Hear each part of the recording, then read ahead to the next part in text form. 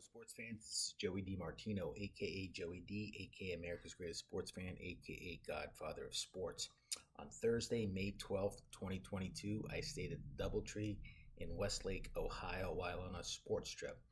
The hotel is located at 1100 Crocker Road, Westlake, Ohio, 44145.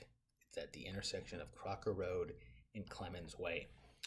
Location's about a quarter mile off of Interstate 90, and local restaurants include Sibling, Rivelry, Brewing, Jimmy John's, Chipotle, Wendy's, Bob Evans, Chick-Fil-A, and Yard House, and Cheesecake Factory.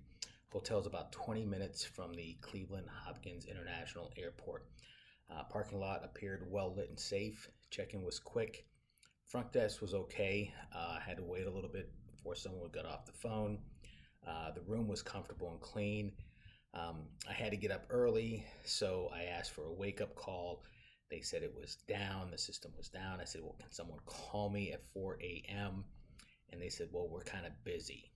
We don't do those kind of things. And I said, well, that's what separates average hotels from great hotels.